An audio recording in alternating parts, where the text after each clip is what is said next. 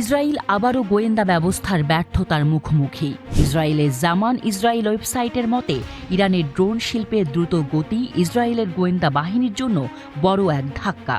ওয়েবসাইটের নিরাপত্তা বিষয়ক সংবাদদাতা অ্যারি ইগোজি বলেছেন, যখন বেশিরভাগ মনোযোগ ইরানের পারমাণবিক কর্মসূচির দিকে ছিল, তখন তেহরান বিভিন্ন মডেলের ড্রোনের একটি বিশাল শিল্প গড়ে তুলেছে, যা বর্তমানে ইসরায়েলের বিরুদ্ধে ব্যবহৃত হচ্ছে।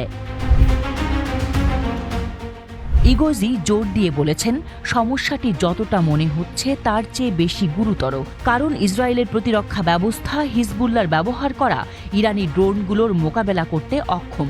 তিনি ব্যাখ্যা করেছেন, এই ড্রোনগুলো রাডারকে এড়াতে কম উচ্চতায় ওড়ে।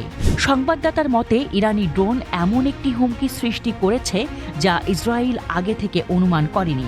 বর্তমানে তেল আবিবের কাছে এর কোনো সমাধান নেই।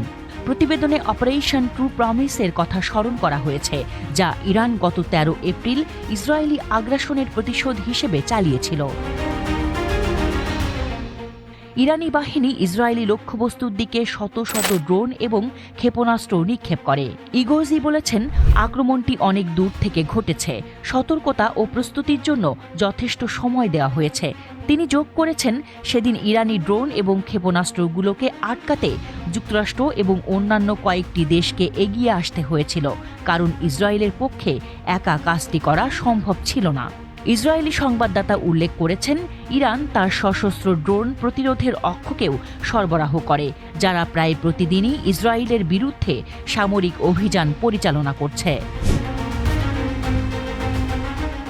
United states institute of piece প্রকাশিত একটি বিশেষ প্রতিবেদনে বলা হয়েছে, ইরানের অন্তত 10টি ভিন্ন মডেলের আত্মঘাতী ড্রোন রয়েছে। বিশেষ প্রতিবেদনে হাইলাইট করা হয়েছে যে এই আত্মঘাতী ড্রোনগুলো ব্যালিস্টিক ক্ষেপণাস্ত্রের মতো নির্ভুল হতে পারে, তবে তারা রাডারের বাধা এড়াতে নিচে উঠতে পারে। ইনস্টিটিউটের রিপোর্ট অনুযায়ী শাহেদ 136 এর মতো ছোট মডেল প্রায় 45 কেজি বিস্ফোরক দ্রব্য বহন করতে পারে। ইগোজি নিরাপত্তা সূত্রের উদ্ধৃতি দিয়ে বলেছেন, ইরান সাম্প্রতিক বছরগুলোতে ইথিওপিয়া, বলিভিয়া এবং ভেনিজুয়েলা সহ বিশ্বের বিভিন্ন অংশে ড্রোন বিক্রির গতি বাড়িয়েছে। একটি সূত্র ইঙ্গিত দিয়েছে, ইরান বিশ্বের একটি শীর্ষস্থানীয় অস্ত্র রপ্তানিকারক হওয়ার পথে রয়েছে, বিশেষ করে যেহেতু অন্যান্য দেশগুলো এই ড্রোনগুলো কিনতে আগ্রহী। প্রতিবেদনে বলা হয়েছে, ইরান তার ড্রোন বিক্রি করে অর্থনৈতিক মুনাফা অর্জন করে, তাই স্পষ্ট ব্যাপকভাবে ব্যবহৃত শাহেদ 136 ড্রোনের দাম $20,000 থেকে $40,000 মধ্যে। প্রতিবেদনে দাবি করা হয়েছে, ইরানি ড্রোন শিল্প রাশিয়ার সহায়তায় এগিয়ে চলেছে এবং আশা করা হচ্ছে যে শীঘ্রই আক্রমণকারী ড্রোনগুলির নতুন সংস্করণ উন্মোচন করা হবে।